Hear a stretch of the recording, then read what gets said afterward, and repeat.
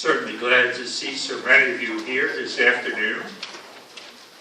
We have avoided the snowstorm thus far. One of many, it looks like. And we've gathered to pray together, as is the custom here in the Bethesda, Rockville area every year, sponsored by the Association of Clergy of this region, for which I give thanks to God and to them for their dedication to one another. The ecumenical movement, the search for Christian unity, has been going on officially for about 100 years. Catholic participation began at the Second Vatican Council. This past November, we celebrated the 50th anniversary of the Decree on Ecumenism. This 100-year process has generated a vast literature of agreed statements, of prayers, and the like. If you want to see a little part of it, come to my office at the Bishops' Conference. My predecessors and I, for 50 years, have been collecting these documents, some of which are now in off-site storage. We've also, of course, built many relationships, as the relationships here. Local relationships, national ones, international ones characterize the movement. Amidst all the relationships and all the materials, we hope not to forget our central purposes. Jesus called us to be one. We are seeking to fulfill His will more thoroughly. We're seeking full communion, to be reunited in Christ. And we're not doing that just for ourselves, but of course, we're doing that for others. We are called to share, to witness to Jesus' message, the Christian message, to the whole world. Our divided witness pushes people away. That has been the experience that in 1910 was so much to the fore, and is still with us today. We are one we will be, with the help of the Spirit, of course, more effective. But also, of course, part of the message of Jesus is the message of peace and reconciliation. Who of us could say that the world does not need that message? It seems needed now more than ever. And so our unity or disunity is not without effect in the world in which God has placed us. And so we come together to pray that we may be closer to Christ, thus closer to one another. Today we see, of course, the international passage today from John's Gospel.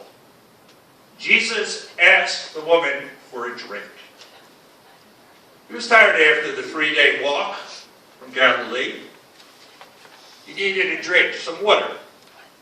We see here the humanity of Jesus coming through, that he was one like us.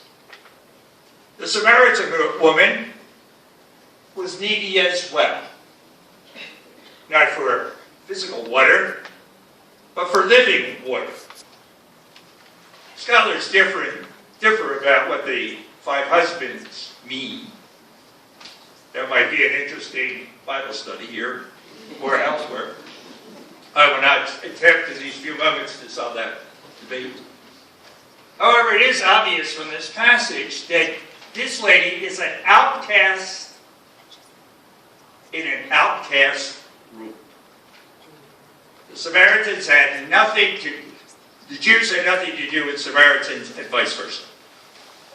And she was coming at midday, the unusual time. Why? Let's say, well, it wasn't welcome. She felt herself to be different. We see here that Jesus engages her. He explains to her. He treats her with respect. Ecumenically, that is what we're called to do. This relationship is an example. We treat others with respect. We converse with one another. We walk together with each other. And we learn from one another. In order to work together, we have to know who we are. and have to be accepting of the other, the fellow Christian. Who is that other person? And can we walk in that person's shoes? All this is not done all that easily. A Lutheran bishop friend said to me, well, John, you know, once I got in dialogue with you Catholics, I had to go back to the books and find out what all those shorthand things we say to one another mean, because I had to explain them to you. And those of us on the Catholic side and say, oh, when did I study that in theology? Now somebody's asking me about it. I have to know more. We have to know who we are. But in the dialogue, we're pushed a little deeper to understand our own faith more fully, but also to comprehend our brother and sister who we're talking with, conversing with, dialoguing with, whether it's at a well or wherever. We want to be able to understand them so much that we could be in their shoes. Or as we say in the more formal relationships that our communities have with one another, we say, well, we should understand each other so better that we could write their part of the agreed statement and they would recognize themselves. That we have become one, at least in understanding, and perhaps a lot more. Of course, this calls up those of us who are engaged in ecumenical conversations, formally or informally, to go deeper in our own faith, which in John's Gospel is coming into relationship with Jesus. We need to become a little bit more spiritually mature. I often ask myself, and I've been at this for some 2 decades, and I am in this work actually, because I was asked by 2 Episcopalians to apply for that job listed in my bio, working for the Theological Consortium. I said, oh, John, just put your name in. And they can have long-term results. Here I am with you, which is great. As we walk together, of course, we learn from one another, clear up our misperceptions, maybe have to let go of some of our prejudices, and go deeper spiritually and intellectually in every other way. And ever return from the formal dialogues that the Bishops' Conference conducts with almost all the churches that are represented here today, I never come back home without something to think about, to mull on, to pray over. We learn from one another, and we go deeper together. Jesus is inviting the woman to be a disciple and to walk with him. This is very similar to the apostles' call a little earlier in the gospel. Later we see there's a progression in today's reading. She's asking more questions. Well, why do you worship here and we worship there? And so on. And that's what happens in discipleship. We encounter Jesus and we need to go deeper. That's a step by step. It's also interesting that she goes off to tell others, come and see. And they come and see, and they become disciples. Each disciple, wherever he or she is called not to hoard the message, but to assimilate it and to share the message of salvation with those God puts in their path. God can speak to us through others, through other Christians who are different from us. Some of us, as we examine the day, the end of the day, look at our day, we say, well, how did I encounter Christ today? Maybe it was through one of our Christian brothers and sisters, not of our tradition. Because God is not limited by our divisions in speaking to us. I was very surprised years ago. It's amazing what you remember from years ago. We had a rector of our seminary, Father Edward Carney, now long deceased, rector of my religious orders seminary in Washington. And he was rector in the 40s and 50s, and he was a man noted his loyalty to the Catholic Church. And he's noted as being a very fair and somewhat quiet person.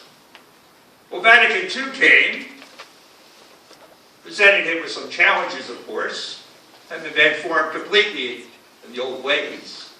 But he was an adaptable person, more than people thought. And he was engaging in dialogues with other systematic theologians from the consortium schools in this area and elsewhere. I remember this day, at lunch, he was saying to a group of us, and we were seminarians, he said, "Well, I have been dialoguing with this Anglican colleague, and we have become friends. And I can tell you this, that we differ on systematic theology. Of course, we have our discussions. But he is a very fine Christian." I thought about that later, and I've thought about it for the last 3 decades, actually. Father was not quick to praise, so we saw a lot in his friend. We say, guys, you've got a lot to learn about being a disciple from our fellow Christians. Ultimately, then, for Christian unity, we'll need a deeper spiritual maturity, which means we'll have to come closer to Jesus and start to practice his message, of course, with the help of the Spirit, more thoroughly. This encounter will lead us deeper into mission, sharing by our example primarily, also by our words as necessary, sharing the gospel message with the people God puts in our path this day. And we will, of course, be part of the process of building peace, of restorative justice. That peace is within. Thomas Merton talks about going deeper within, the famous Catholic monk. Deeper within our own peacefulness.